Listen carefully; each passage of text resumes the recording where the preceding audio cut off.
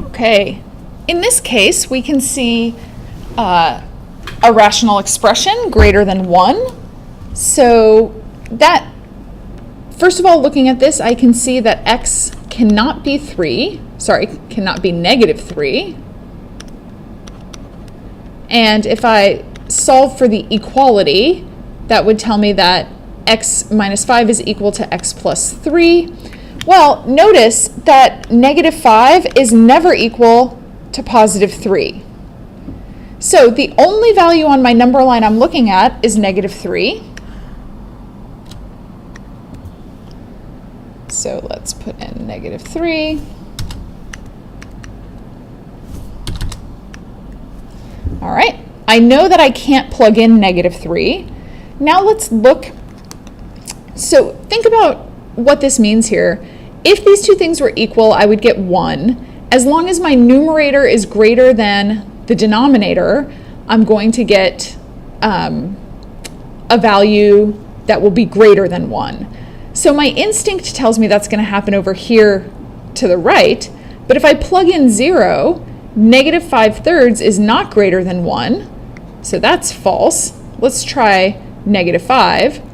Negative 10 over negative 2, that's going to give me positive 5, which is greater than 1. So my instincts were wrong. I should have thought about this minus sign. And over to the right, to the left is where I'll have solutions. So my final solutions are x has to be, goodness gracious, less than negative 3. Okay, let's continue on. So looking at this, x cannot be negative 4 or negative 1. Now I'll solve my equation. 40 times x plus 1 equals 15 times x plus 4. So 40x minus 15x will be 25x. And then 60 minus 40 will be 20. So x would be 4/5. So now I have 3 numbers to put on my number line.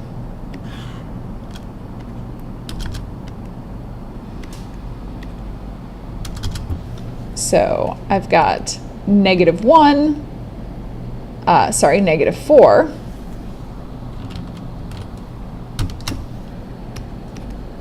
And then negative 1 and positive 4/5. All right, I know that I'm allowed to have equal to, so 4/5 is valid. Picking a number to the right, I would pick the number 1. So 2 is, let's look at that. So testing 1, 10 over 5, and 15 over 4 times 2, which would be 8. So this is going to be greater. That is not true. Picking a number in between is 0. So 10/4 is 15/4. So 10/4 is less than 15/4. This section is true. We're not allowed to divide by 0, so that must be open. Testing in between here, I would go with negative 2. So 5 and 15 over negative 4. That's going to be I'll have a greater than sign, which makes this false. And now testing with, let's go with negative 5. So then I would have negative 10 and 15 over 4 times negative 4, which would be negative 16. So in this case, we know that my inequality goes this way, so this side is true as well. Again, I can't include negative 4 because that would be dividing by 0. So now, reading this off, x is less than negative 4, or x is between negative 1 and 4/5. I cannot be equal to negative 1, but I could be equal to 4/5.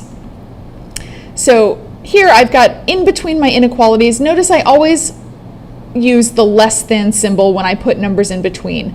please don't write it as 4/5 greater than or equal to x greater than or equal to -1. We always want to go in ascending order with our numbers. So smallest number on the left. I'm going to leave this one for you to solve. Make sure if you have questions to ask about them in class.